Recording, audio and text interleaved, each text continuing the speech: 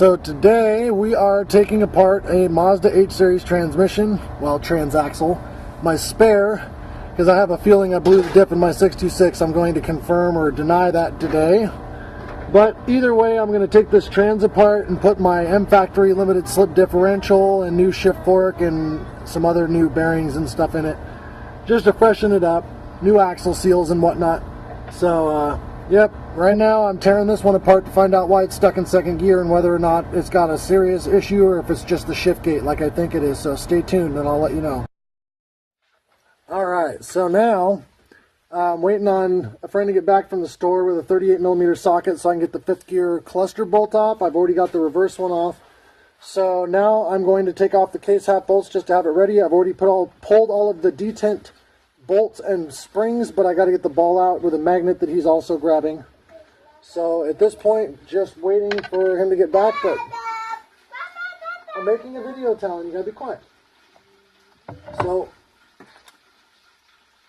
So, yep, I'm just going to unpack these off real quick, because it's way easier than doing it with a wrench.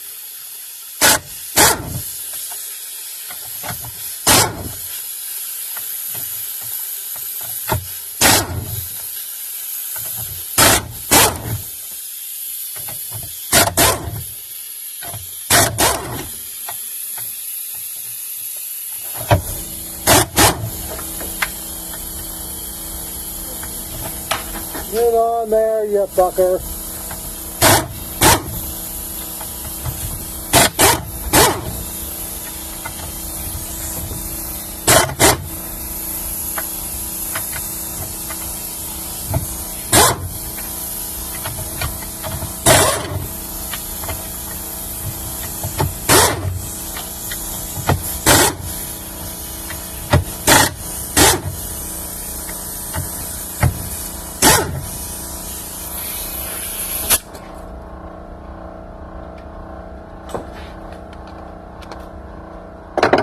Alright, so now when I get this off, I get the bolt for this off. I've already punched out the roll pin for the 5th gear cluster cover, or for the 5th gear shift fork, 5th gear reverse shift fork.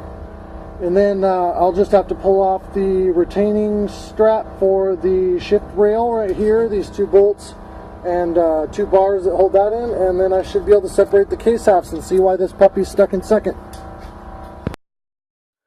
Alright, so theoretically, of course, about to separate these case halves and find out what's wrong with this spare trans.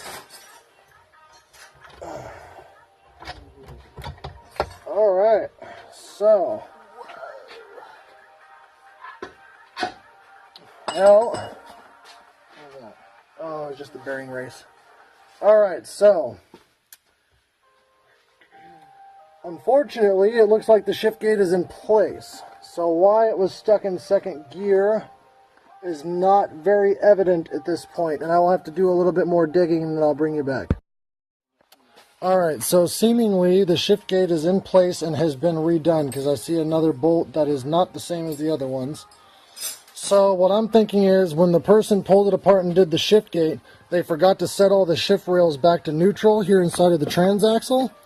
And when you do that, if you don't set those shift rails back to neutral, it'll lock it in whatever gear is engaged, because they all have to be in neutral for it to start off engaging gears. I made that mistake one time when I put the transaxle together and I had to pull the 5th gear cluster cover off and line all the shift forks with a pair of pliers, which was pleasant, but I'm pretty sure that's what happened, because I can get it to engage the shift forks. At least I was. There we go.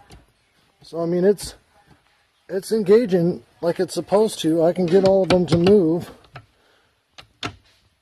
like they're supposed to.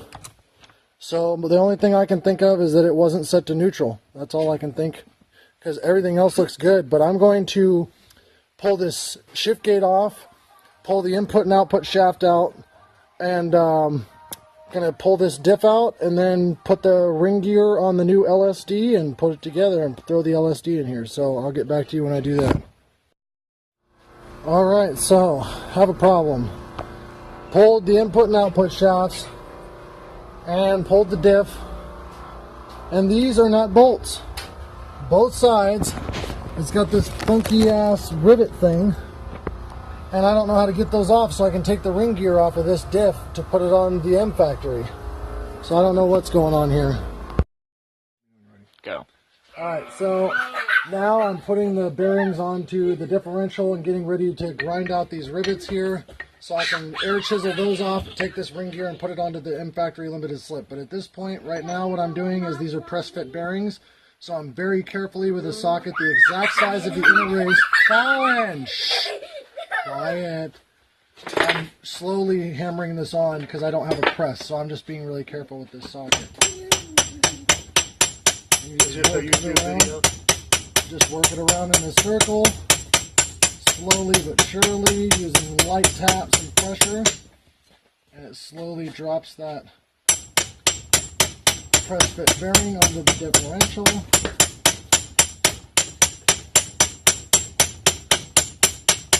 So, and you see how now when you look down in here we got about half the race in there. So at this point I can start giving it a little bit more pressure because I know it's aligned and it's starting to go, so I can start giving it a little bit harder taps. Being very careful to not view one side more than the other.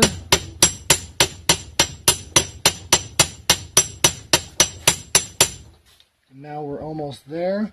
And you'll notice I'm not putting any stress on the bearing because I'm beating the inner race using this socket, which is a 38mm socket.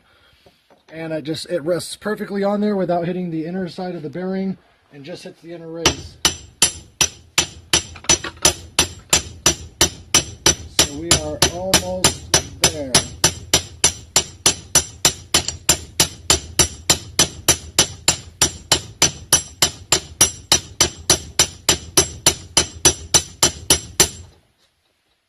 Oh, we had a couple more and she's on.